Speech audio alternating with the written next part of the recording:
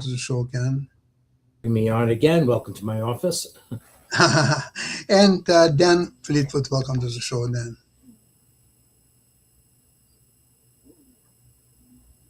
Hi, Sasha. Hi, Ken. Happy to be here. It's good to see you again. Yeah. Thank you. And we will start probably with Grand Chess Tour finale. Ken, what do you have to show us? Yes. Well, this is an interesting format. First thing that needs to be said is this was the last of three events occupying almost the entire month of August in St. Louis.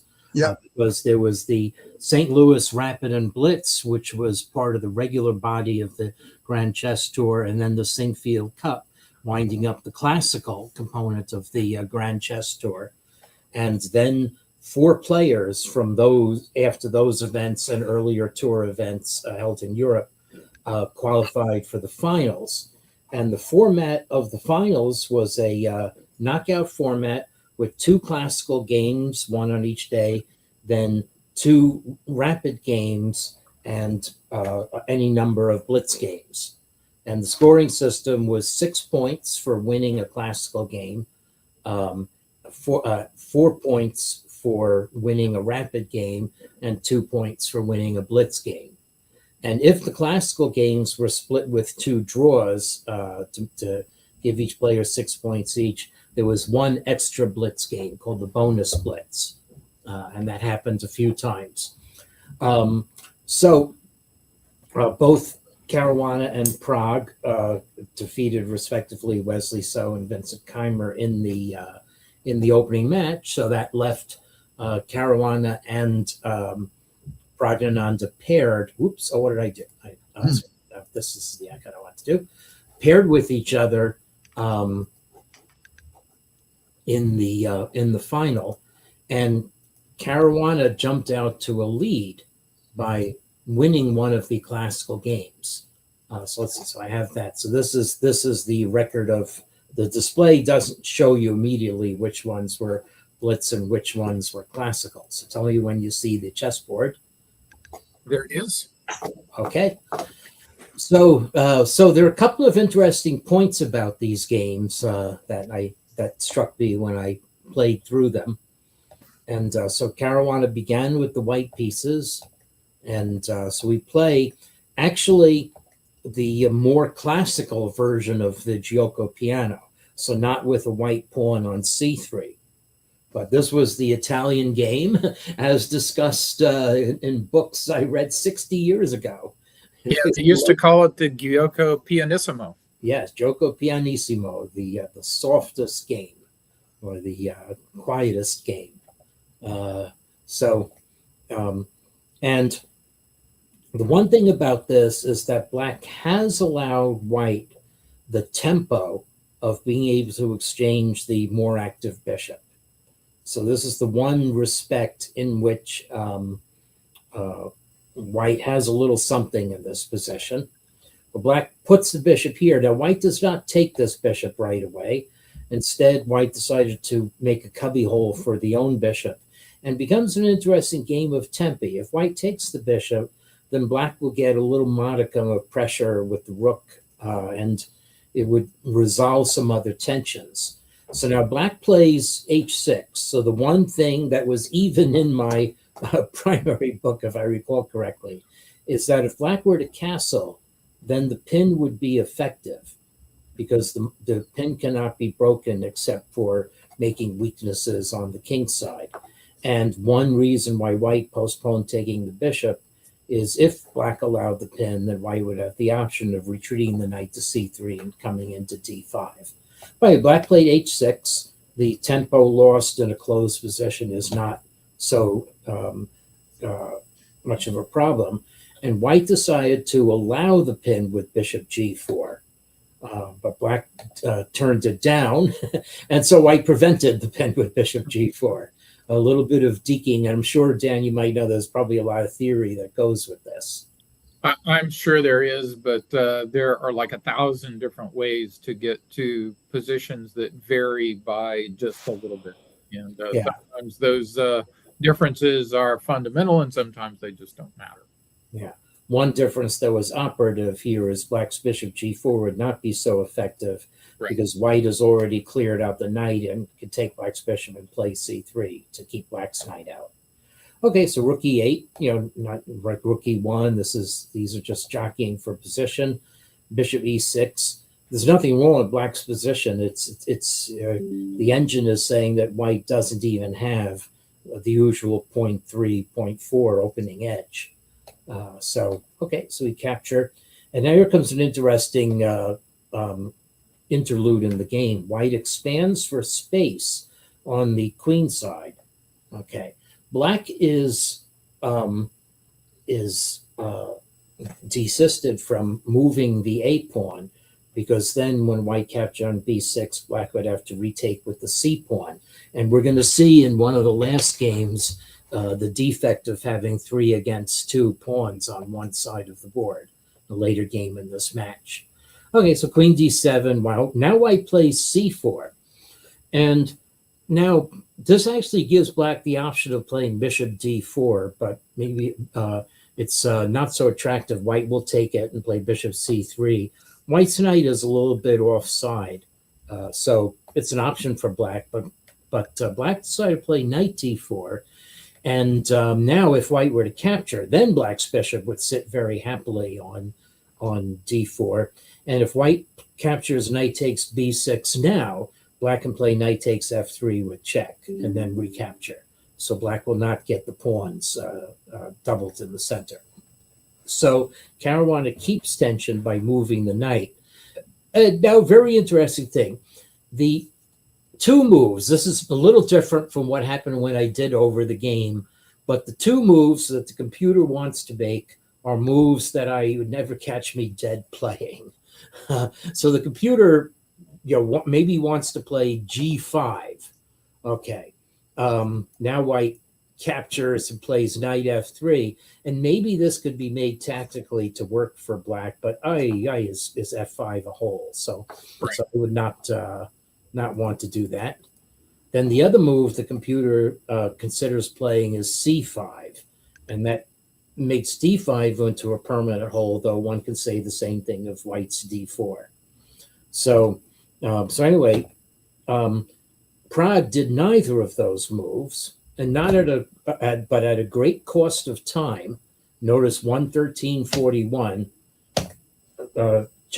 Fought for 27 seconds and decided to withdraw the knight. Now we are threatening bishop d4, which would put the bishop on a great square. So finally, Caruana captures the bishop. Now black has a little initiative here. Knight takes b4 is a threat, so white plays bishop b2 to do this. But it's not clear what that gave black time to do. Doubling on the e file does not look like a great maneuver. And now the computer is saying that white does have a definite advantage. Okay. And can keep it with g3, just playing a slow build-up, restricting black's pieces, and white has the advantage of a more active bishop against a black knight. But instead, Caruana played this to go for the f4 move right away. Okay. And this is justified tactically. Black can't take and play g5. Sure. F6 is hanging. So black's idea was knight g6. It's actually this game. Sorry, yes, it's this game that illustrates the defect of having pawns all on 3 against 2 on the board. So now the problem is with black's position. Even though the computer is now saying under half a pawn advantage, the latent problem in this position is that black cannot make a passed pawn on the king side, and that's eventually going to be black's downfall. Okay, so white plays a4 to expand. White wants to make a passed pawn somewhere between the center and the queen side. So c6, then a5. Black plays here, drives white's rook back, captures, and now comes a move that usually you would say this is giving black equality. Okay, and in some sense it does. I mean, it gets the val is now in the 0.3, 0.4 range. And the only way for white to keep that is to simplify further on the in the center of the board. Well, capturing on d5 would more than equalize for black, because black's queen would be on a fantastic square, and the e file would be open, and maybe rook e1 check would happen even sooner. But okay, white plays queen b3, pressure on the diagonal. Black just moves the king off.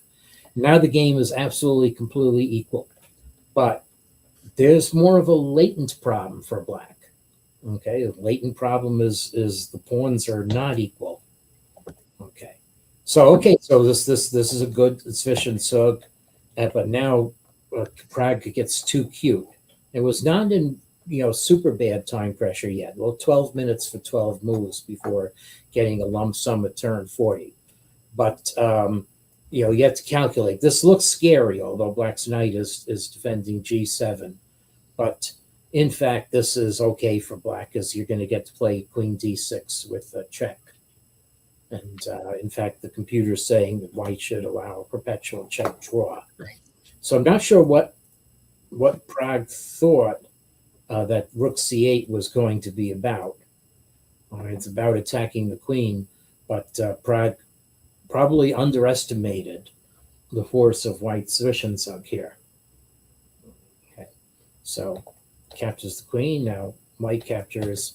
Okay, so now the board is crystallized, and the white is not only up a pawn, the black never captured on d3, but is effectively up 2 pawns because of the kingside pawn configuration.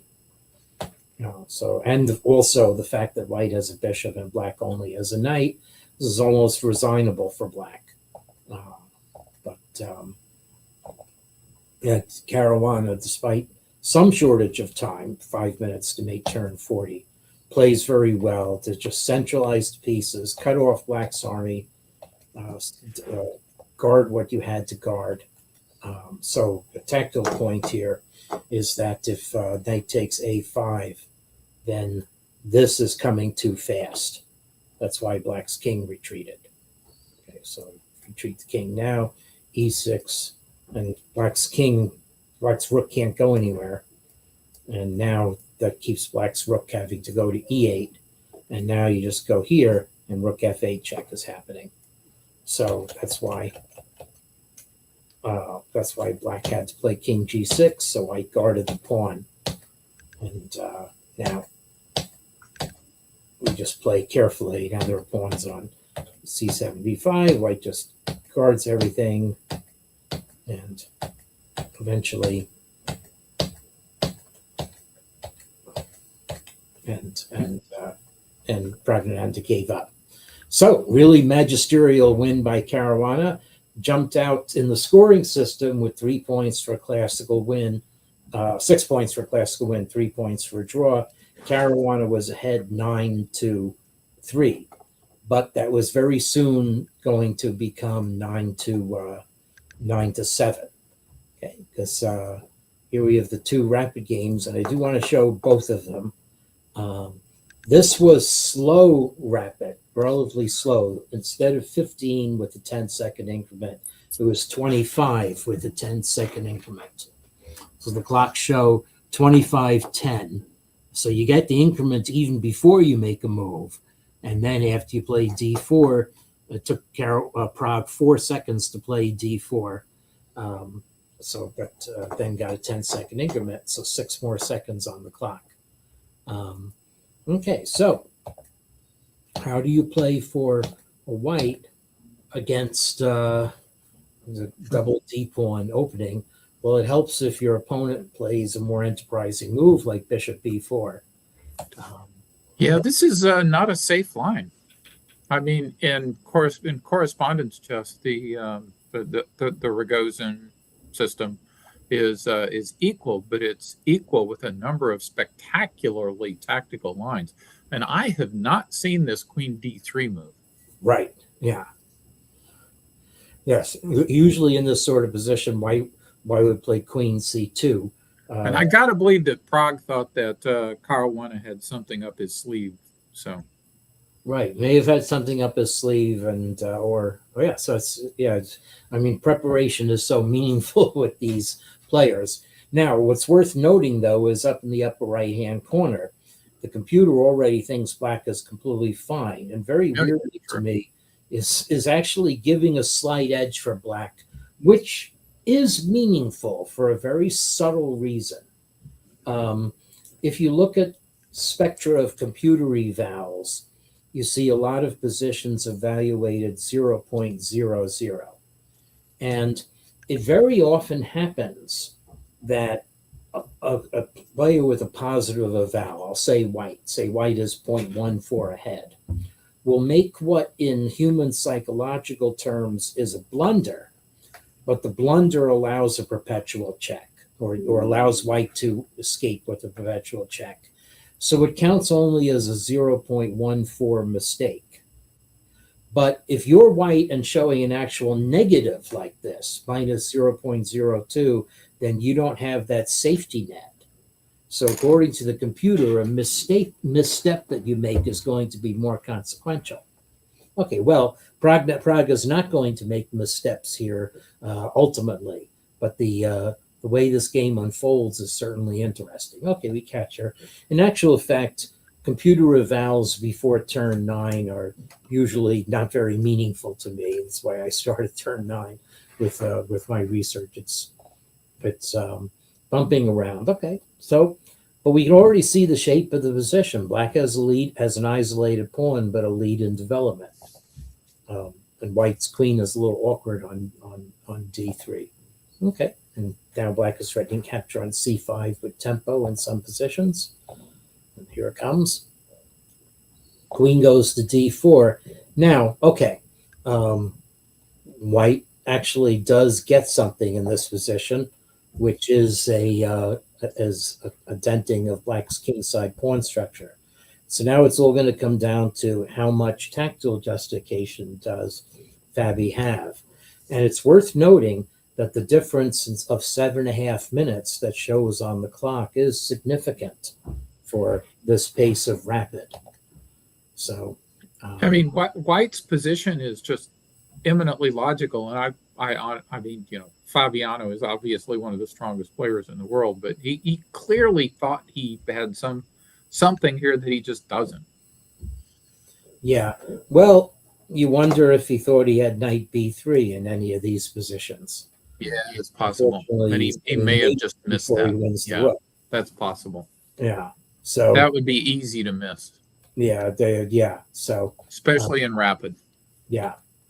So he captured on c3 and captured on d3 to relieve the attackers. But now we have a position that is just statically bad for black, even though the computer says it's not that bad of an advantage. Now, there's one very instructive time that's going to come up later in terms of how to simplify this position for black.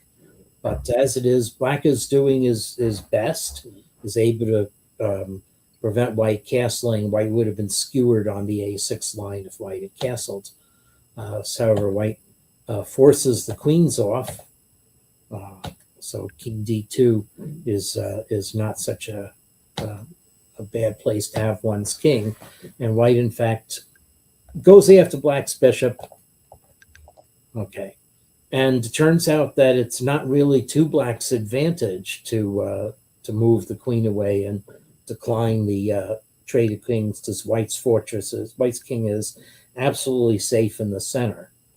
And a tempo lost can be used by white to attack the f6 pawn and the squares on the king side. So black plays with tempi to get positioning in the center. And now, in fact, white refuses the queen trade, because that would have helped blacks get pawns to the center. Now offers the queen trade again. Okay, so black's trying to position his pieces on better defensive squares. And now the computer says white should play g4 and f4, which g4 and f4 are going to entomb the rook. There's a tactical justification for this. So the tactical justification is the pin on the G file that's going to result. So if we play this this variation around. Let's see. Wait, G4. Oh yeah, Bishop D7. Okay, now F4, and black has to rescue the rook. So the only way to rescue the rook is to trade and then play rook takes G4. Now white gets a pin. Black can rescue the bishop by playing this, but this is a great advantage for white. This would be very hard to hold. Yeah, all of black's pawns are weak, and maybe black can thread the needle to a draw, but the computer is saying maybe you can do it. But so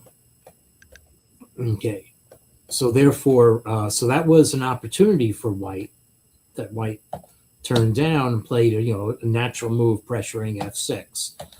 Now black is going to be okay, but again, latent problems with the structure, and it's actually it's not here. It's a little later. That black had the one opportunity to prevent white from marshaling his pieces. Yeah, so it's actually it's going to come up, but here the most consequent move for black is to play B5. It makes a passed pawn on the A file for some counterplay, and it doesn't concede white a passed pawn elsewhere. Okay, rook F8, but now here black absolutely had to avail the opportunity to exchange the bad D pawn for the H pawn, and get rid of, or black could have played B5 again here too. Okay. So those are the computer's two top moves. Caruana got too complacent, or maybe showing the effects of both players having under a minute. Now living on the increments that are only 10 seconds. So Caruana dawdled, and now it turns out that black actually cannot just statically sit on this position. White is going to infiltrate and just make the position better. And this already is a losing move because black's rook finally did get entombed. So white wins a pawn. Okay, well, black rook gets out of the tomb, but the problem is that black is not going to be able to stop white's pawns from just advancing down the board.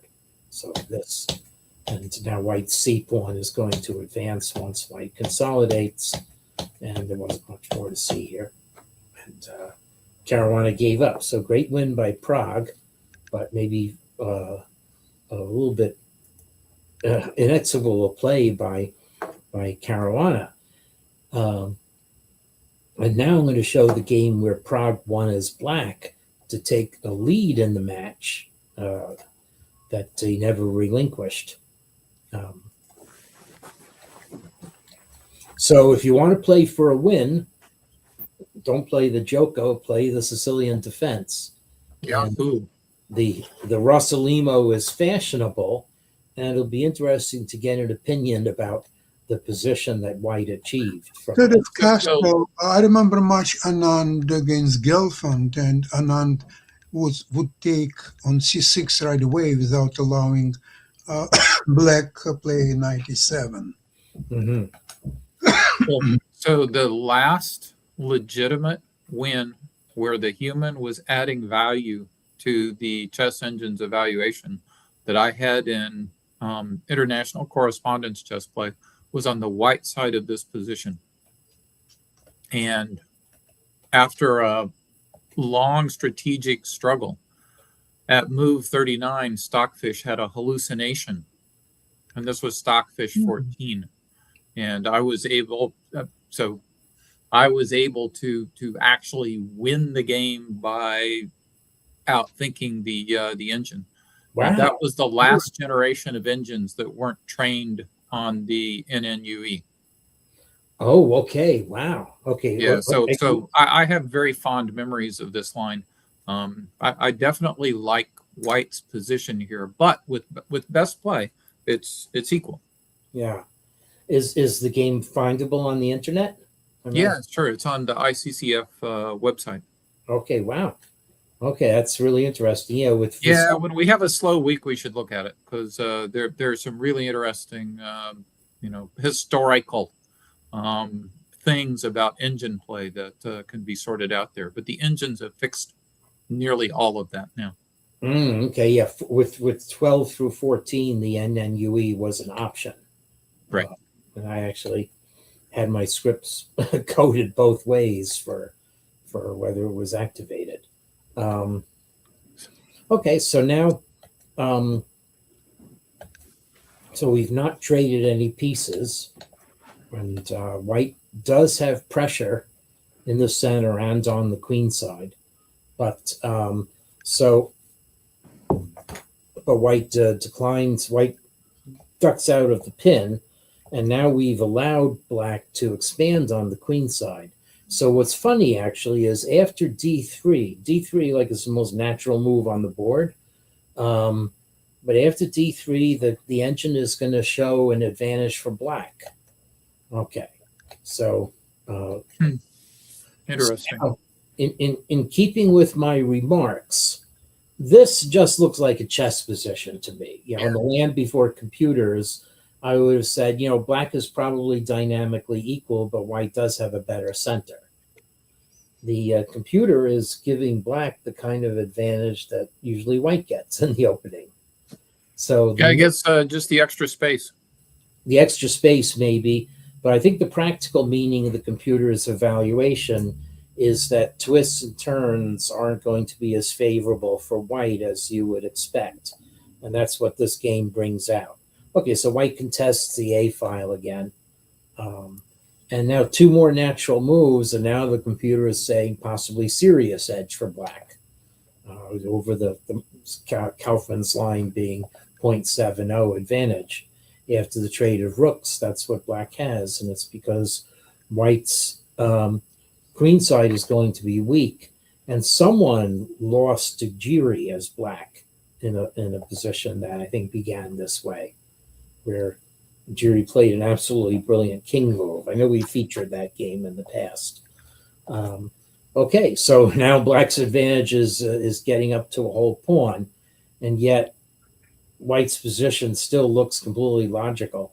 So if I'm sitting at the chessboard, I'm not really worried as white, although I suspect in probably 5 moves, I'll figure out that I should have been. Yeah, it's exactly that kind of mysterious position. Okay, so this again, b3, completely natural move. The computer wants to play queen c2, but what's the difference? Okay, so all right, black does have the 2 bishops now, but white still has better center. All right, queen b7. And now, here again, black plays d5, and my reaction is, okay, black is equalized. The computer thinks that black has given away a fair bit of the advantage, but again, logical move, and this is certainly fine for black. And it turns out, so this is, I think, the key moment in the game, but white has run short of time again. And I think that Caruana simply underestimated black's reply.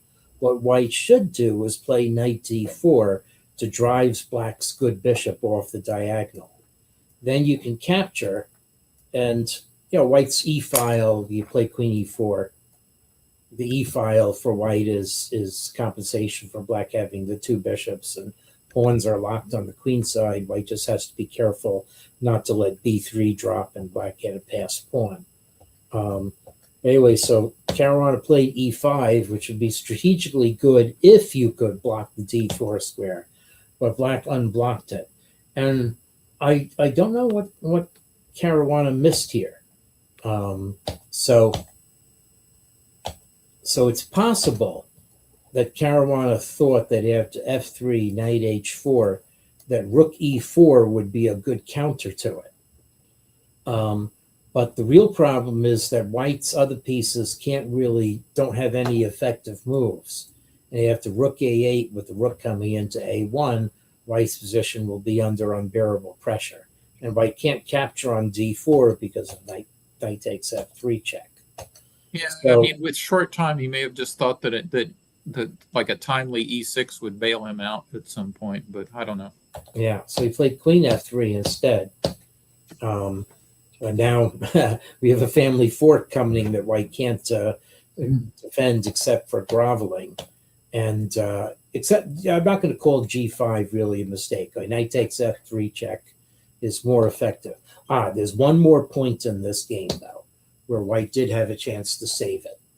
Okay, so the so here also, so this is actually the illustration of the point here too, is Black may have originally overestimated just winning a pawn and sinking the knight in. In fact, it gives White counterplay because with the Black bishop on E7, latently the queenside play is favoring White, and the key move that White has is F3, activating the king after Black's move. And White will suddenly gain a lot of counterplay. Even if the B3 pawn falls, White will gain a certain amount of counterplay. So Pragg decided, okay, I'm not going to take the pawn, play F5. And here, so G4, here is where White should have taken the opportunity to play F3, a temporary sacrifice activating the king. Instead, Caruana activated the king the wrong way, and now Black's rook is coming in, and maybe White underestimated the strength of coming in on C3 versus A3. And so this now White is completely on the run, and I'll just play through the rest of the moves of the game. White is completely tied down, and Black sheds a piece and wins. So two magisterial games by Praggnanandhaa, just keeping more time in his head in the rapid game. Yeah, and I think in this case, Caruana may have just been a victim of not playing for balance. I mean, it looked like he was relentlessly trying to get the advantage, I guess, in positions where he thought he ought to be able to get one. Yeah. I think the situation is very simple. He was just outplayed by Pragg. Pragg, this much, was just a better player. Sure. And in some ways, a changing of the guard, because it's now coming on 8 years since Caruana contested an equal championship match against Carlsen until the tie breaks. Yeah. So. Yeah, absolutely. Mm-hmm. Yeah. Wesley So beat Vincent Keimer fairly convincingly in the other match to become the third player invited to the Grand Chess Tour next year. The splits games between Caruana and Pragg were split evenly. Caruana, I'll just show this position halfway through here, went for, needing to win as White, went for it and had some initiative, as you see here, and even more after Black played King H7. But this is a really funny thing. It looks like White makes progress in the game, but White's game actually is fragile and falls apart. So this is just an object lesson. So it looks like F4 is strong. It actually hands the advantage over to Black because White's position is unstable for some reason. So White's only way to stay even here is to play Rook B7 and Rook B5, but Bishop D5 is still effective for Black, and Black is going to actually White's F4 pawn is weak. Black's knight will be good. White played Rook E1, and now hanging a pawn, and then this became dire. Pragg allowed a perpetual check. He could have given mate because that was enough to win the match. So just to play through the computer's best line, it's to capture here and then play Bishop D5, and White really is nothing better than capturing and trying to limit Black's very latent pressure along the second rank in the G4 square. But it's funny, White's pawn ahead. Looks like White is the center. Looks like Black's pieces are jumbled, and yet Black's play is Black is going to filter into this position. It's very, very curious and needs some analysis of why White is actually worse here. when it looks Because of the weaknesses on the king's side. yeah, but um, white has two extra pawns on the queen side, and a bishop against the knight, and a rook on b5 where it's active, and black's f pawn is weak. Why isn't this better for white? Well, because between the opening and the ending, the gods have placed the middle game. And Yeah, I cannot give any better mark for that. Since we're getting to the end, I'll just mention briefly that there was a women's knockout series run by Vadim Rosenstein. WR is WR organization, which is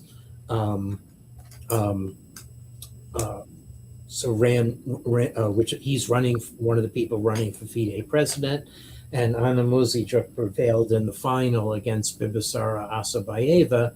And then Judith Polgar was one of the sponsors of a wonderfully attended Open in Kanizsa, Hungary, that I was monitoring, and it was won by Pranesh M., who's one of the people trying to break into the 2700 club, where there was an influential article by Nikita Vityugov, who left Russia after the Ukraine invasion for Britain and tried to make a living in tournaments in Britain, but has now written an article saying he can't, as a sub 2700 player, he doesn't feel he could really make a living from chess. So I'll end on that note if we want to discuss it. It is, I think he raises some very important points. And FIDE, 8 years ago, with the change in 8 years ago, definitely, absorbed the ACP organization, whose charter is to enable all chess professionals to make a living at the game. So Vitsugov's remarks, are fairly cutting against that general mission. On the other hand, FIDE has accompanied a great boost in the number of tournaments available to these players.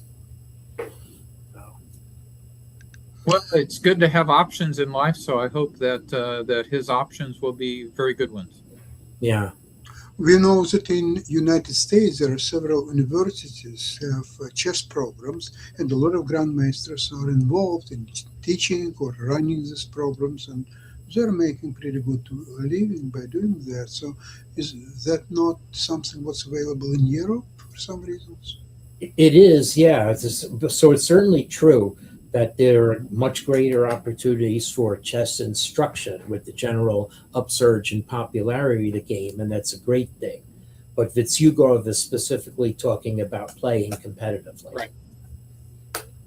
Yeah, and he also said that basically he didn't say so much that nobody buys books anymore, but with engines, I think that the type of writing and coaching that perhaps he wanted to do, some of that market has been drained because a lot of people just want to run to the computer now.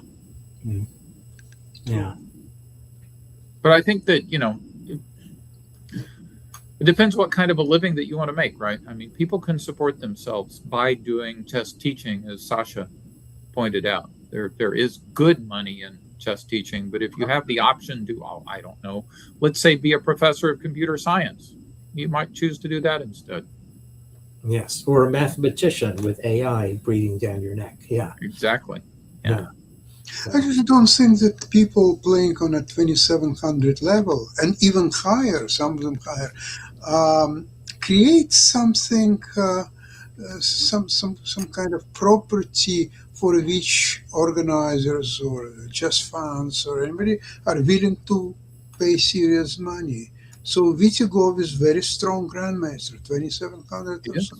So Yeah, what can he exactly create at the chessboard in some open tournaments or whatever he's playing that somebody will give him a check for $50,000 and say, great game, go ahead, keep playing, and so on. Yeah, I think, now, if you're not in the top, 10 to 30 or so, you have to have, I don't want to say, I mean, you have to have something else, like a personality on streaming or so like that, because I can recall in the early 90s, when Fischer and Spassky were getting ready to play their match in Yugoslavia, one of my chess correspondents wrote, well, if two other random people rated around number 100 in the world were having a match, no one would care. So, but of course, So with the Fischer and name- Spassky, They weren't- yeah. So, but you know, that takes a lot of effort to to put yourself out there, build a. Also, you have to become maybe a part of some ecosystem, which, for example, Magnus Carlsen, Chessable, and many other things available on internet. So you have to be part of it at some kind of right. Something That's about right. It has to be like Chess Plus. Yeah, that's right. Yeah. And just playing tournament after tournament. I think It's a hard way to make a living. Let's take a Geary. He's not a super grandmaster, but he knows theory very well. He writes a lot of articles for Chessables and others. So, can he make a living just playing in tournaments, even on his level? I doubt it. Yeah. Well, he can make a living, but not a very good one, I would imagine. So he has to become part of something. And Grand Chess Tour is definitely has its own ecosystem. When you're at the top, you have a lot of expenses too. Travel, True. seconds. Absolutely. It's all true. Yeah. Anyways, this is very interesting to discuss the what happened in the chess world and different levels, and hope we will continue that next week, same place, same time. In the meantime, have a great weekend, all of our listeners as well, Thank you. and goodbye. See you soon. Yep. Bye bye. Good seeing you. Bye, everyone. Hmm.